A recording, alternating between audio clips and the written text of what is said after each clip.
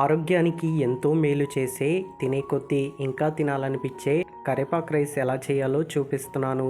ముందైతే ఒక కడాయిలోకి 1 table spoon వరకు నూనెను తీసుకోండి. 5 టేబుల్ స్పూన్ల వరకు పల్లీలు, 5 టేబుల్ స్పూన్ల వరకు పచ్చిశనగపప్పు, 2 టేబుల్ స్పూన్ల వరకు మినపప్పు, ఎండుమిర్చి, పచ్చిమిర్చిని కూడా వేసి ఇవి కొంచెం ఫ్రై అయ్యాక గుప్పెడు కరేపాకుని కూడా వేసి ఇవి మొత్తం 1 నిమిషం పాటు ఫ్రై చేసుకున్న తర్వాత చల్లారాక మిక్సీ జార్లో వేసి మెత్తగా మిక్సీ పట్టుకోండి. ఇప్పుడు అదే కడాయిలోకి 1 టేబుల్ స్పూన్ వరకు నూనెను వేసి జీలకర్ర, ఆవాలు, పచ్చిశనగపప్పు, మిక్సీ పట్టుకున్న పేస్టుని కూడా వేసి ఉడికించుకున్న అన్నం కూడా వేసి రుచికి తగినంత ఉప్పు కూడా వేసి అరదబ్బ నిమ్మచెక్క రసాన్ని పిండి సన్నగా తరిగిన కొత్తిమీరను కూడా జల్లి అన్నం మొత్తం ఒకసారి బాగా కలుపుకోండి. అంతే, ఎంతో టేస్టీగా ఉండే కరేపాకు రైస్ రెడీ. కరేపాకుని తినడం వలన కంటి చూపు బాగా కనిపిస్తుంది. అంతేకాకుండా జుట్టు కూడా నల్లగా ఉంటుంది, ఒత్తుగా పెరుగుతుంది. మీరు కూడా ఒకసారి ఈ కరేపాకు రైస్ని ఇంట్లో ట్రై చేయండి. వీడియో నచ్చినట్లయితే లైక్ చేయడం మర్చిపోకండి. మన ఛానల్ని ఇంతవరకు